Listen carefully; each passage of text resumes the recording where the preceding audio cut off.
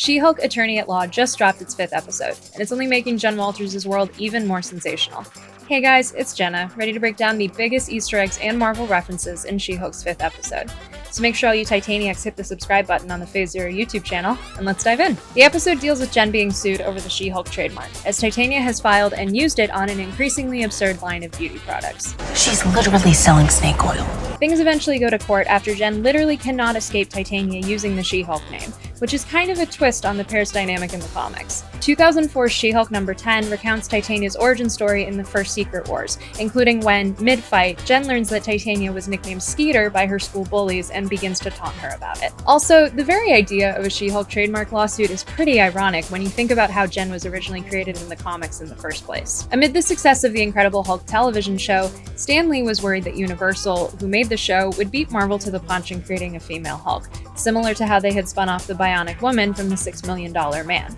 According to David Anthony Kraft, who would go on to write every other issue of the original Savage She-Hulk run, Stan Lee and artist John Buscema, quote, threw together the first issue virtually overnight to secure Marvel's rights to the character. Apparently, Kraft then, quote, demanded that it be me who scripted the series to make certain that the She-Hulk didn't become a copy of her cousin. Jen ultimately gets out of her courtroom battle by calling her bad dates from episode 4 as character witnesses, who can prove that Jen was using the name She-Hulk before Titania filed the trademark. The embarrassing scene that follows feels like the show's take on She-Hulk number 19, where Jen's romantic history, both as Jen and as She-Hulk, is used as evidence in a court case about the effect that gamma radiation can have on someone's personality. In the episode's subplot, Nikki and Pug enlist the help of Luke Jacobson, an elusive fashion designer who creates clothing specifically for superheroes. Luke might be the most obscure character that the show has weaved in yet, as he's only appeared in 3 issues of the short-lived Dakota North series, which saw the titular detective and super spy serving as his bodyguard. It is worth mentioning that Luke's first comic appearance was in 1986, decades before Edna Mode would become a household name in The Incredibles. No capes!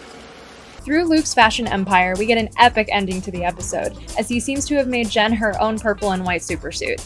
In the comics, Jen gets her first proper superhero costume in a similar sort of way, as Janet Van Dyne, aka the Wasp, makes her a suit using spandex and the Fantastic Four's unstable molecules when she first joins the Avengers. Luke then carries a hat box that's holding Daredevil's already infamous yellow helmet, seemingly hinting that Matt has found a new tailor for his superhero costume, instead of Melvin Potter from the Netflix series. And finally, the biggest Easter egg of the episode might be during the show's closing credits through an illustration of Pug's sneaker collection.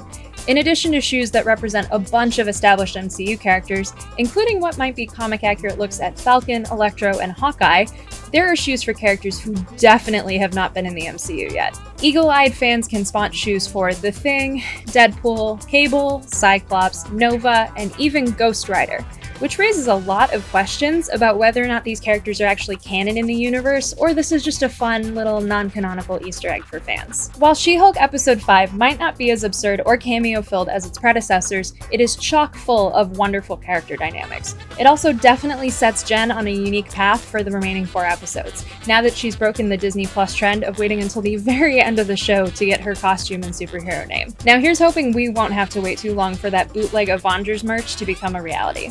What did you think of She-Hulk Episode 5? Do you have a favorite Easter egg from the episode? Tweet them my way at @HeyIt'sJennaLynn, share your thoughts in the comments below, and don't forget to subscribe to the Phase Zero YouTube channel for more videos like these and live shows every Thursday during the She-Hulk era.